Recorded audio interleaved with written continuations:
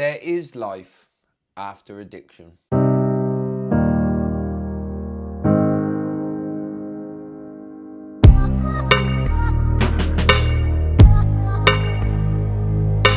Welcome back to Irrepressible, ordinary people with extraordinary resilience, and I'm really excited about today's episode where I get to interview a very good friend of mine called James. Now, James talks about his years and years and years that he has in recovery from his own addictions. He touches on some stuff in his childhood and then goes on to talk about how he started using drugs when he was just 11 years old and where that took him in his life. This is a really special interview for me because James was a big part of my own recovery journey. I heard James's story when I was probably less than a year sober, so nearly 9 years ago, and it resonated so deeply with me. I think it was one of the things that helped me stay on my recovery journey. And so if you know anyone or you yourself have ever struggled with any kind of addiction, then James's story is one that's really going to hit home for you. It's certainly true for me.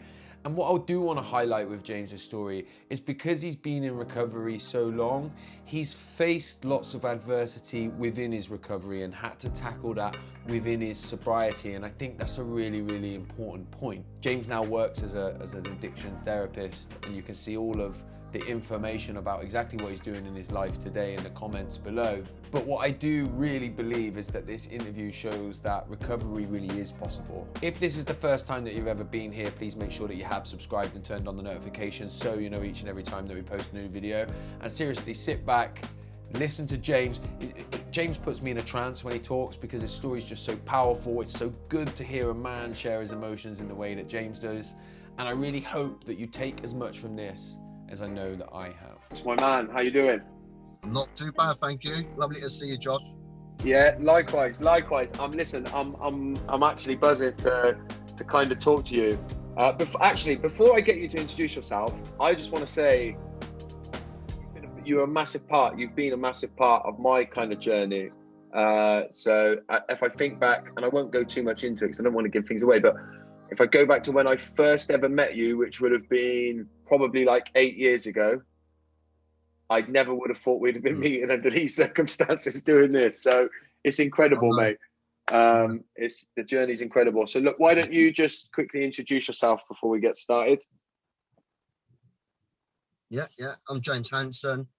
I've got my own company, started my own company in August last year. I'm an specialist addictions therapist. Counsellor, whatever you want to use there. Some prefer counsellor, some prefer therapist. Either or either will do. I'm also an ADHD life coach.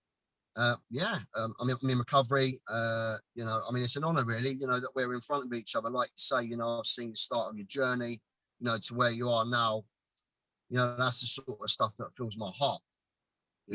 Seeing that growth, in others, and seeing how far they come. But yeah, I've been in recovery over 20 years, abstinent from everything, all minor substances and alcohol included in that, of course.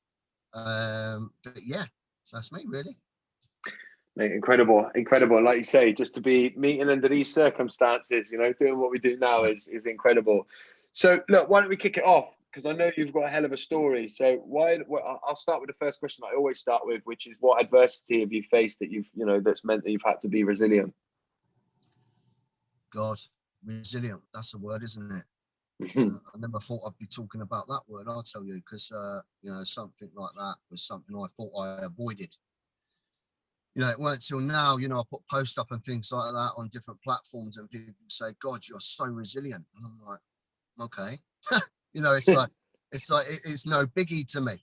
I know it sounds mad, doesn't it? But, resilience for me is to do with facing trauma, facing different difficulties, growing up, in a society where I was judged.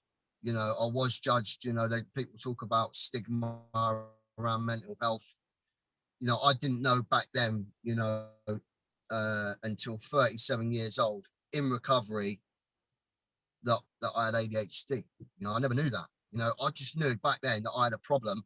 I had a problem with me and I had a discomfort with people around me. And I weren't sure what it was, you know. And I also had this thing where if I was in certain environments, I would have this sensory stuff going on, you know, like depending on what was going on around me in terms of like certain sounds, certain pitches, in certain environments would cause me some discomfort. And I couldn't identify that, you know, because I was so young, you know. And you know what? Being in the field, I've been in the addiction field for nearly 15 years, you know, working in different services and things like that.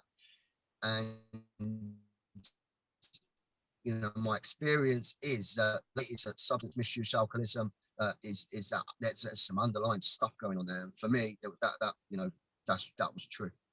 But I didn't know that at the time, Josh. You know, I just, you know, I was just behaving in the way I thought I'd behave in order to fit in. And that was it. I was, you know, trying to fit in. I was too busy being you and being you instead of being me, because to be me was just too uncomfortable. I didn't know that now. You know, thank God I'm in a position to know a lot more about myself today and how I interact with myself and others. But back then, I was just a scared, lonely boy, you know, and you know, saying that I can feel it because like I can remember feeling so alone. Now, my mum and dad split up when I was 4. My dad's an alcoholic. Well, he was an alcoholic. 3 years, he, you know, passed away. Alcohol killed him. You know, cirrhosis of the liver. Mum and dad split up, you know, when I was young. I had an older sister. And I can just remember, you know, because I've got ADHD, right? So remembering yesterday sometimes is a difficult thing for me, even 2 minutes ago, you know, depending on what it is that comes my way, if I enjoy what I'm hearing. That sounds mad, doesn't it? I'm just honest. And but yeah, you know, so, you know, back then, all I remember was my mum and dad, you know, sitting me down and saying, who do you want to live with? Like, I must have been about 4 years old. Like, that's a thing to ask a child. And by the way, I don't blame my mum for giving me something she didn't have. You know, she did her best. You know, I see that today, you know. And you know what, her best was all right. You know, it's good enough. My dad, you know, he left. I didn't really see my dad for a good few years. You know, later on to find out his relationship was based around alcohol, not with me, my sister. So every time we started meeting him, you know, I can't even remember the age. I just remember there was a big gap where I didn't have a father figure in my life. And that was a huge thing for me. Like, I had no role model, you know, no role model to look up to. And, you know, I started meeting him and we were meeting in pubs, you know, the weekend that he had us, we'd meet at a pub, you know. And it's mad, isn't it? Because, you know, I used to be around my father a lot, you know, and he'll have a can of Tennent's at the side of the bed with like a beer coaster covering the top, so no spinal cord in the can, you know. And seeing that next to him and wondering what's going on here, not quite understanding, but understanding that, you know, he was more of I wouldn't even call him a friend really, because like a friend, you know, a friend, I don't know, for me is like it swings both ways, you know. But there's no set thing around it. You know, it's free to go wherever it needs to go. And there weren't really that, you know. It's just like it was just not present. It was present in body, but that's it really, you know. And I was later to find out that was due to alcohol. And you know, he tried various treatments, you know, and you know, it didn't work, you know. And then, you know, I started using substance at the age of 11 and ended up in the rehab at 20 years old. And you know, a lot happened. You know, you know. I caused a lot of harm. And I thought, you know what, as long as I don't drink alcohol the first thing in the morning, I'm not going to turn out to be like my dad. And that was my goal. But it didn't dawn on me that it didn't matter what it was. You know, for me, it didn't matter. You know, to me, alcohol, I resented alcohol because it took my dad. It took my dad away from me. That's how it felt. And I thought, even though I drank, you know, I did drink, but it was that, you know, trying to control it around, you know, just drinking these evenings, that evenings, weekends and things like that. But from the age of 11 to 20, I started using substance. And I can remember when I first started using it and this awesome smile come over my face. And I thought, this is the way forward. Yeah, this is the way forward, to be constantly off my face, you know, to deal with me and to deal with the world. I couldn't, you know, I don't know where the line crossed where it become physically dependent. It's not important, I guess, but you know, it's like I can remember waking up one morning thinking, you know, I cannot function without using whatever substance it was I was using at the time. Like I can't face the world. And then what would happen is I'd use and then I wouldn't face the world anyway. You know, it's like avoid it at all costs. You know, I always struggled, you know, around my mum remarried with my stepdad. You know, I had huge resentments towards him because, you know, I blamed him, I blamed my mum for my dad leaving, not realizing that my dad, with the alcohol at the time, I didn't realize he had a big part to play in that. I just thought my dad left, you know, and there was reasons behind that had to do with my mum, but actually it was his behaviour. So, you know, growing up without a father around me, you know, all of a sudden a stranger moving in to the home who I was really angry. My anger went towards him, unfortunately. And you know what? It's funny because he's more of a father and has been more of a father to me than my real father. Now, I can remember asking him one day, you know, can I call you dad? He said, I'm not your dad. Hurt. That hurt. You know, I just wanted that, you know, that figure. And soon enough, what happened was I started to look at like drug dealers. I started looking at people that weren't good for me. They were my inspiration. Sounds bizarre, doesn't it? You know, like people that had a reputation, you know, that were respected, not by how kind they were, but how unkind they were.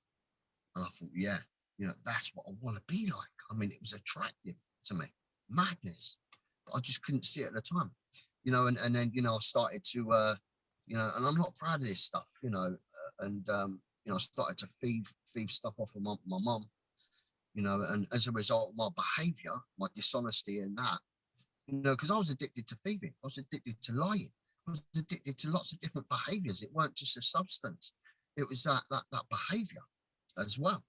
So I can remember, you know, looking in the jewellery box and thinking, right, I'm only going to take one ring. And then soon enough, the whole jewellery box was empty. And I started on this and I started on that. And I did shameful things, you know, that I'm not proud of. And at the time, I can remember squirming, but it didn't stop me. So I got, as a result of that, you know, I got chucked out of my home at 15 and a half. And at the time, I thought, you know what? That says to me, you don't love me no more. That says to me that, you know, I get close to people and then they just push me away. You know, I've been in and out of relationships at that time, you know, with girls that you know, it was about drugs for me. It wasn't about the girl. You know, I was so selfish and so self-centered. You know, and what happened was the girl would cheat on me. I've been in relationships where girls had cheated on me a couple of times, you know, and I played a massive part in that. But at the time, I can remember the turmoil and the rejection that it, you know, it affected me. Like, oh, it smashed me to bits, man. You know, and so from the age of 15 and a half to 20, you know, I did like, you know, that, you know, like I had no one that would guide me. Like most of my family, apart from my sister, they disowned me. You know, and I can remember moving into people's houses with their family. You know, I can remember like a friend of mine, his mum took me in for a year. I was sleeping on this single bed set, sofa, old school sofa bed in a matchbox room, you know, and that's where I slept for a year. And it was like, you know, that pressure of being in someone's house, you know, like and him sort of coming at me, you know, and it's only silly things, isn't it? But, you know, the things it causes me inside, you know, it's like, you need to go shopping for my mum. Well, she's asked you to go. No, you need to go or you're going to be chucked out. That sort of stuff. And that feeling inside of thinking, I can't do that. Like that pressure. Like, you know, I've experienced bullying the last 2 years of being in London. You know, I was around these, you know, two brothers, drug dealers, you know, and you know, gangster, wannabe, believing that they're bigger than the world. And at that time there, you know, I can remember being so frightened, you know, like phoned up and like proper bullied down the phone and spoken to like crap. And doing things that I didn't want to do because of fear. And, you know, I left school with nothing, no education at all. I always struggled to learn. And I didn't know why. It weren't interesting to me. I had other things. I had bigger fish to fry, like finding ways and means to get more, and like the behaviour that goes along with that. That's what I was involved in.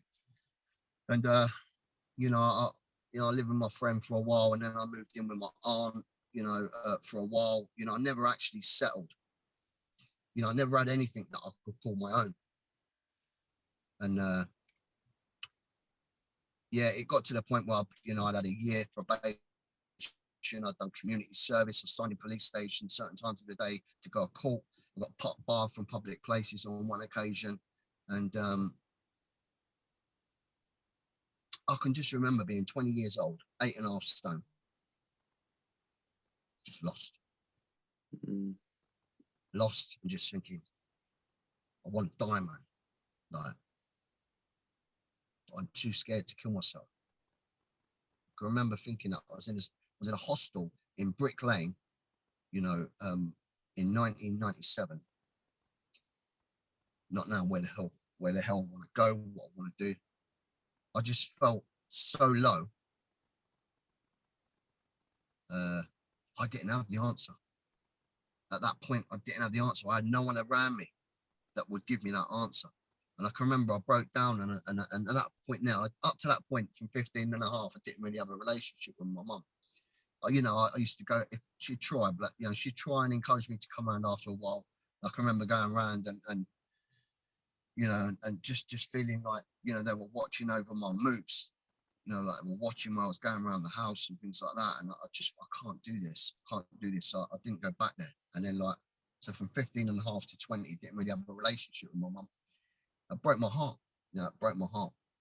And I can remember breaking down at 20. I'm thinking, speaking to my mum. And at that point, my father had been for a rehab in Swindon, Highworth, and he was doing really well at that time. And I made the decision to move to Swindon, and that's where my journey of recovery started. I did 9 months in a rehabilitation centre, and I turned up there a lost soul, like 20 years old, with a black bag, 8.5 stone, not having a clue, like where my life was going to go, and the trust I was going to be putting in others. And from I used again 2 weeks before I left that treatment centre, but my saving grace was I was engaged in 12-step mutual aid support. I appreciate that's not for everyone, but it is for me. And not just for me, it says it in the literature, those who attend mutual aid support groups remain abstinent for longer periods. For me, I had to learn that I needed to turn the me upside down to the we. Because when I'm on my own and I'm isolated and I'm in that pain, it's not a nice place to be. So, that asking for help, but in that process of asking for help, being in a position where I can trust. And early days in recovery, that was really tough. Because like I say, my evidence said, society put me down. They cast me aside. They just said really unkind things to me. Like you're not worth nothing. And what happened was their voices become my own. So the tape that was playing early on in recovery was these voices that I got from my environment growing up, from different areas. But as I say, I didn't know that. All I know that I had this thinking, that was not helpful, that wanted me dead, that wanted me in a place of being on my own and being in pain where I had nowhere else to turn but to use something. And, my saving grace was I started to go to the mutual aid groups and experience love that I've not experienced before in my life. And people actually genuinely cared. And, at that point, being in treatment, I met a girl who worked in the sweet shop actually and felt madly in love with her, and I ended up marrying her. I ended up having 4 kids. I've got 4 beautiful children since I've been in recovery. I studied at uni. Went and embarked on a journey of study. I studied at University of Bath for 6 years. Did a 4-year foundation degree and a 2-year Bachelor of Science Honours degree, all in addiction counselling. And what I did was I just kept showing up regardless of pain. You know, I kept showing up, and every time I met my nemesis, you know, my enemy, which is me, every time I met that enemy, you know, that thing that checked in to see if I was ready to check out, and it knew the buttons, and it knows the buttons to press, you know. And I can remember, you know, being a father, you know, has been a tough process for me. I had no one to show me how to be a dad. You know, I had to learn. I had to learn these things like this was all new to me. You know, and that, I guess for me, that's been in conjunction with the relationship I've had with myself. But, you know, I've experienced things where, you know, like being in a room, if I've got certain pictures and certain sounds, that can be a trigger for me. Now I know that. Back then, I just started to get frustrated, and I wondered why I found this environment so difficult for me. You know, and it's because of that sensory deficit stuff. You know, that. But now I'm aware, I can move out of the way if I need to. You know, but you know, I've got, you know, like I say, I got married. You know, I've got a wonderful relationship with my mum now. You know, all these relationships have all come back in you know, it's you know, back in, you know, in my life. You know, in the relevant time they've needed to, I guess. And you know, I can remember, you know, things like responsibility. You know, like the turning up, no matter what my mind says. My mind says run away. You know, you don't need to show up like that. This is too much for you. You know, but I've learned to connect my heart, you know, to lots of different things rather than my head.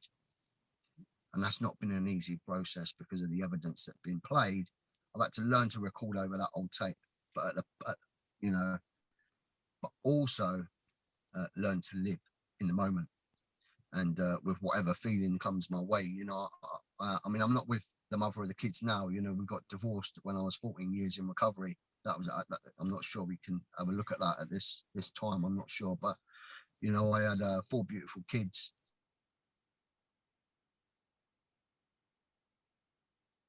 I can remember being around 4 years in, you know, like because I'm talking about pain, right?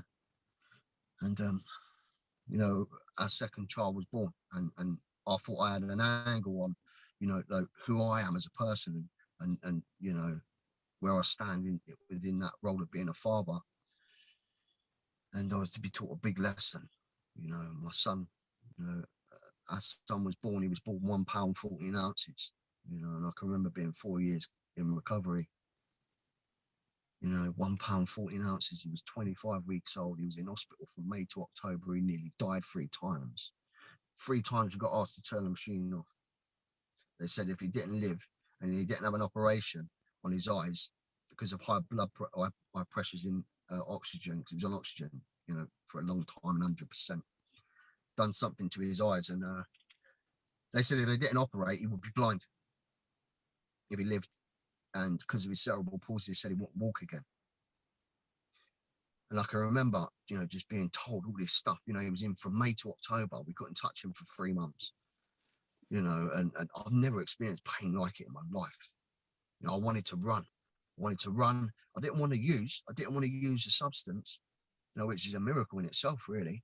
But I can remember looking out the window when I was up Scaboo at the Great Western and thinking, if I jump, this pain would be gone. You know, I have this fixation where, like, I don't like pain. I don't like feeling, right? So, like, most of my life, I ran away from it. Whereas, like, now in recovery, I showed up and I've allowed myself the process of feeling it. And it ain't going to kill me. It's not, it's a feeling. This is just my experience. It's a feeling. It will pass, but I've got to feel it. So that's okay. I run away from crying. I run away from saying I'm scared. I run away from saying that, you know what, like, I don't know what to do. Like, I'm feeling this stuff going on inside of me, and I am absolutely petrified. Like, my son's going to die. You know, and I'm connecting with this higher power. I call it God today, you know, and it's, you know, it's one of them words that people are like, oh, the G word. You know what? Think whatever you want to think. Whoever's listening to this, think whatever you want to think. But I can assure you, if something works for you, nurture it. Right? And that's where I draw a lot of my strength, because like a higher power, my understanding of God and my understanding, I'm spiritual. Like, I connect with people, so I see that power from people talking to me. You know, that power talks through people. You know, I can remember going to mutual aid support group meetings and being around people and crying and sharing my pain. And off the back of my pain, people got in recovery. People remained abstinent because they could see it's like, they said thank you for being honest and showing your emotion. I thought, thank you. Are you taking a piss? Right? But I got it. I could see it. It was like I was being honest about what was going on for me. But I could see people's eyes lighting up. You know what I mean? And the spirit's coming alive, thinking this guy, if he can get through that, and he's not using, and he's not doing nothing else to distract from the feeling, the emotion, I don't need to either. So, you know, the little fella, you know, he come out, you know, he's 17 now. You know, never underestimate the power of prayer for me. Not just for me, but I have people around me praying as well. Because people say to me, can I do anything for you? What can I do? I'll come around, I'll do the washing for you, you know, because we had to go to the hospital every day, you know, for the timings in hospital. And it didn't stop there. He was on oxygen 2 years after that, 24 hours a day. And I say, listen, you're okay. Just pray for us. That's all you can do. I'm experiencing powerlessness over what's going on. So is other people. Many people that love me around me that experienced that. And I can remember getting through that, and then, you know, having that fear of having another child. But you know what it says to me, you know, what I've learned is fear don't have to stop me from being the person I want to become. You know, so I try and replace fear with faith. We had another 2 kids after that, you know, and God, the rest is history. You know, I started studying in 2012. I can remember going through my Bachelor of Science Honours degree in the last year. And at that point now, I thought, you know what, my son was diagnosed, the one with disabilities, he was diagnosed with ADHD at around 6-7 years old. And since then, I embarked on a journey of learning and educating myself around that and how I can support him and best, you know. But through that process of education, I started to identify some similarities there, right? So me getting the diagnosis of ADHD, I got through my son's eyes, not through mine. Wow. He helped me to see. Yeah, he helped me to see that I wasn't alone anymore, that he was the same as me and I was the same as him. And for years, I never knew that was the case. And I thought, you know, I'll inquire. You know, what's the worst can happen? 37, 36, 37 years old. I'm 43 now, 44 this year. And I went and I did what I needed to, went through that whole process of the diagnosis. And they come back to me and said, yeah, you've got the combined type. You've got ADHD, not ADD, ADHD. And I was like, wow. I didn't see that coming, you know, and to get that, one of the parts of that process was to try and get my school reports from my mum. And I got them and I read these reports. And it was at that point now, I thought, you know what? I felt sorry for that child. I felt sorry for that child not being understood. You know, and it's still happening. It still happens now. It's come a little bit further, but it's still a lot to be done there. You know, like how people talk to someone, a child having them difficulties. And but yeah, so you know, I was diagnosed with that, and you know, then embarked on a further journey to you know, be in a position to provide that support to other people, make a difference in other people's lives. So I was going through that in my last year of my honours. About 16, 17 people started the foundation degree, the 4-year foundation degree. In the Bachelor of Science Honours degree in the last year, there was 2 people left. And at that point there, my ex-wife, I was with her 14 years, you know, we had you know, it was just perfect, man. You know what I mean? Like the family home, like the kids had their own rooms, you know, it was just a perfect space for them. You know, and she decided to tell me she didn't love me anymore. 14 years together. And I can remember my heart just like feeling like someone just squashed it. You know, like, and thinking at the time, you know, this is that automatic thinking. You hurt me, I'm going to hurt you. No, I'll tell you what I'm going to do. I'm going to stop paying the bills. Let's see how you survive.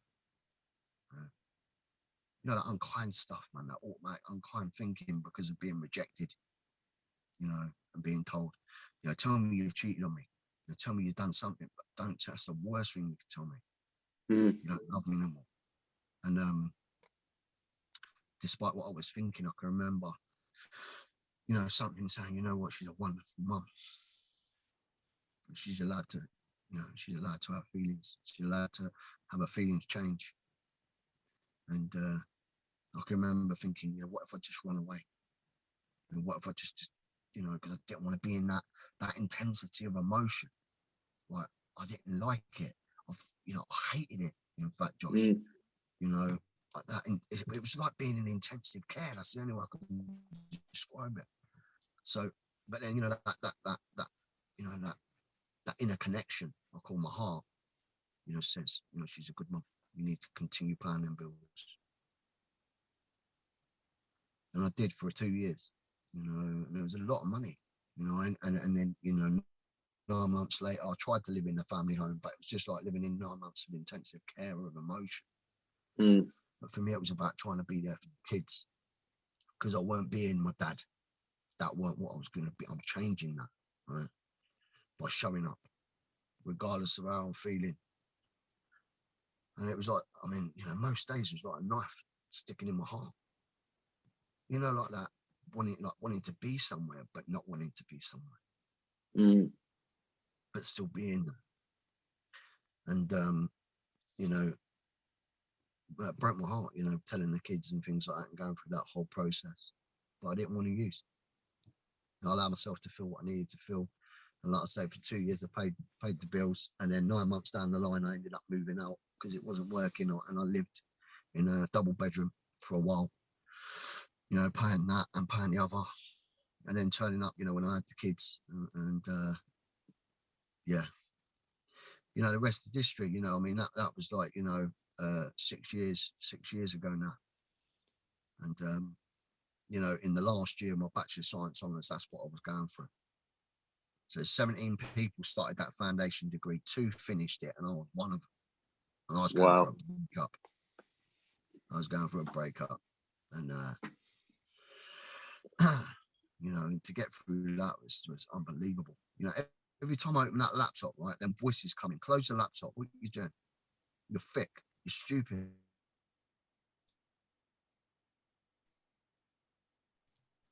You don't deserve to be here. Like, you can't spell, you can't even talk properly. And I can remember just thinking, just whatever there is, whatever power is in me, guide my hands, please. And I can remember, I can't remember when it was, but I can remember at one point I started to believe in myself.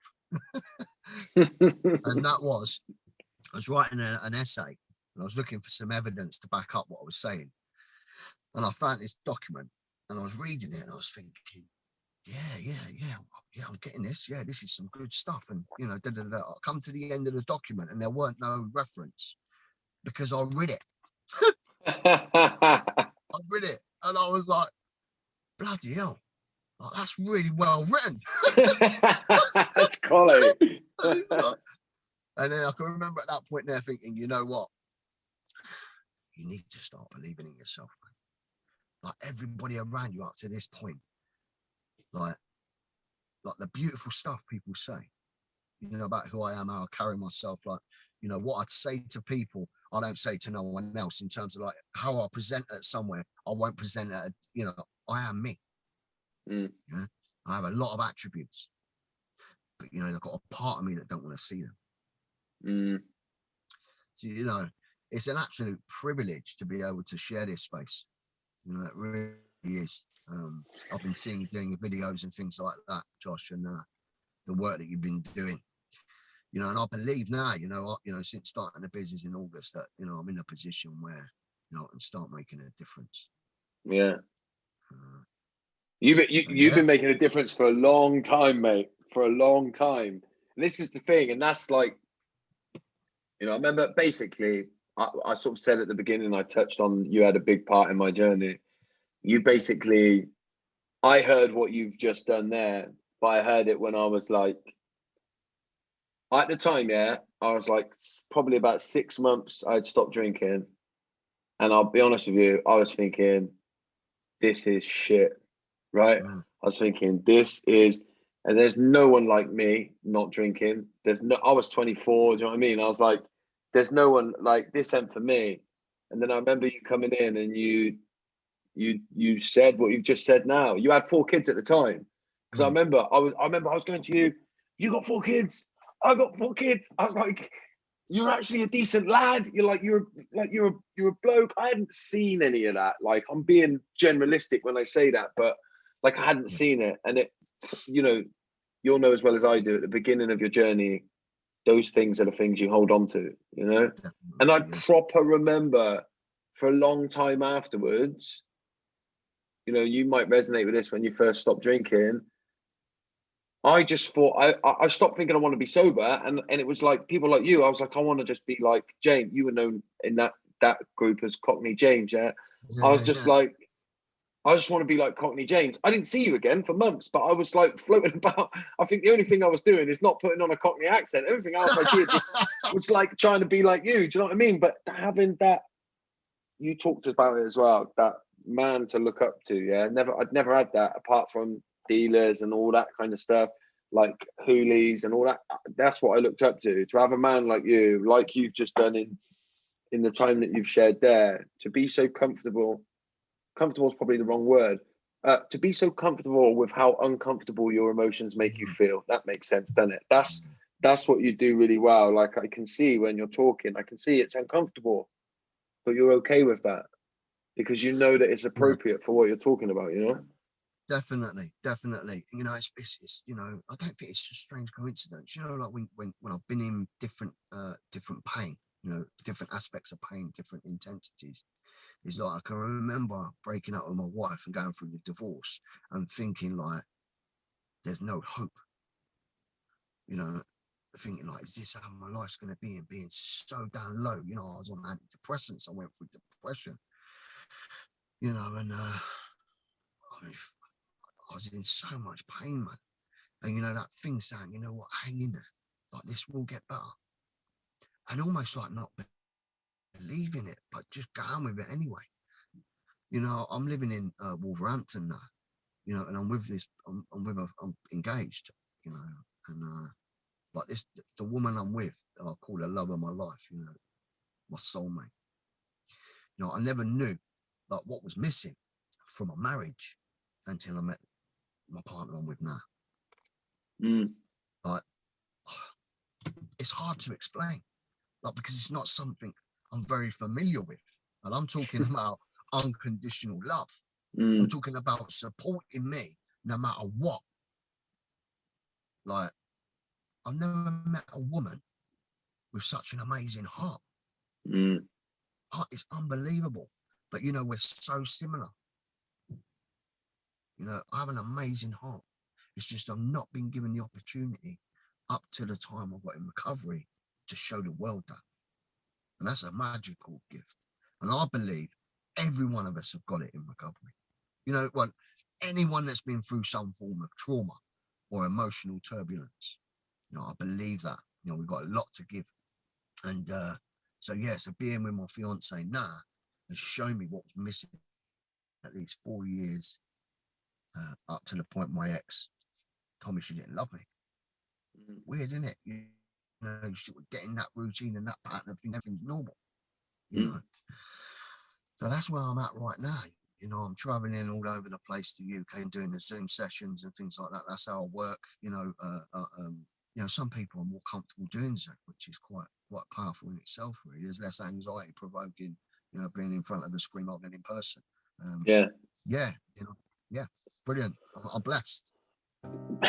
Mate, it's incredible. Your journey is just so incredible, you know, and to like hear all the things that have got you through it, of being around people as well, sort of that hanging in there, but having people around you that you could trust, and like it's all I mean, really, when you hear your story, it all comes back to love in the end, right? As crazy as that might sound to some people, it comes back to that. The things that have pulled you through everything. I mean, from, you know, getting your ADHD diagnosis, your son made you see that. That's crazy. It's like just, and it all comes back to that, like the love in your life, those loving relationships, they mean everything, right? 100%. 100%, yeah. Mate, me and you could talk for hours. This is the thing. We could talk for hours, mate. We might have to do a part 2. But listen, where's the best? If people do want to reach out and get in touch with you, where's the best place to find you? I'm on LinkedIn. You know, you'll find me on there. I'm also on Instagram. If you go on LinkedIn, you'll see my website. My website is www.jameshanson.co.uk. All my contact details are on there. It will tell you exactly what I do as well. But you know, if that's not the pathway you want to go, then just go on LinkedIn. Just DM me on there. You know, if you need any guidance, any support. You know, I'm also a sober companion, a motivational speaker. You know, I'm open to go in different places and share my journey. You know, in the hope that it changes other people's lives. It certainly will change other people's lives, mate. I know that it changed mine. So you can tick one off the list. And I mean that as well. So look, I'm going to say thank you. I can't wait for people to see this. It's so, like, when you're just talking and I'll just off every word, mate, just listening to every word. So I just want to say thank you. And mate, you're a legend. And yeah, I can't wait to share this with people. Thank you, Josh. Top man.